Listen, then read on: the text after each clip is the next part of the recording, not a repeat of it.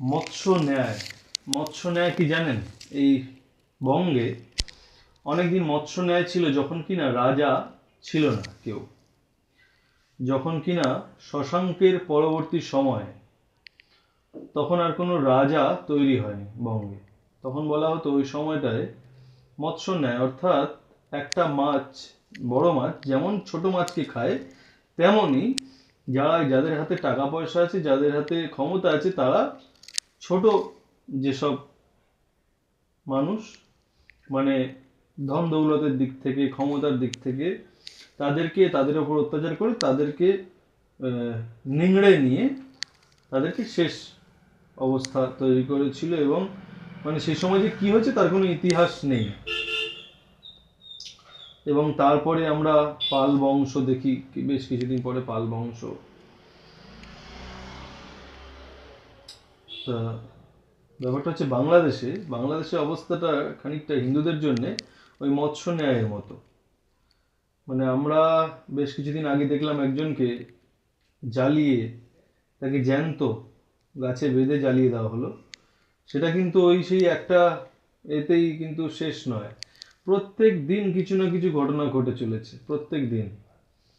আর ভারত কি করছে? আমেরিকার সাথে ডিল ফাইনাল করছে, এবং রাহুল গান্ধী পার্লামেন্টে কথা বলতে পারছে না, সে খুব চিৎকার চেঁচামেচি করছে, এবং শেষে তাকে সাসপেন্ড করা হচ্ছে, তাকে কথা বলতে দেওয়া হচ্ছে, এবং সে ভারত সরকারের বিরুদ্ধে তার ক্ষোভ উগড়ে দিচ্ছে, ভারত সরকার দেশটাকে বেঁচে দিচ্ছে।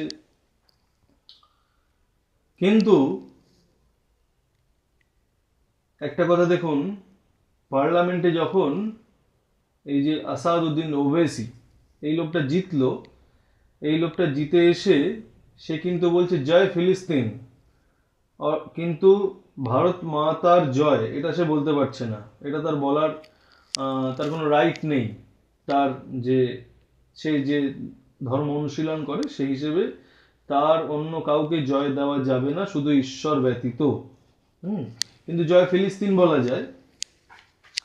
আবার মানে ফিলিস্তিনের উপর অত্যাচার হচ্ছে এবং সে নিয়ে সে একটা আওয়াজ তুলছে, আসাদউদ্দিন ওবেসি।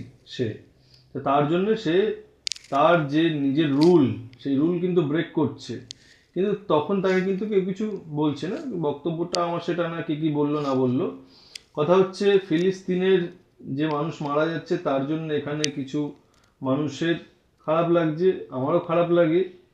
হ্যাঁ, কোথাও কারোর যদি কোনো ক্ষতি হয়, কারোর ওপর কেউ অত্যাচার করে কমজোর মানুষের ওপর,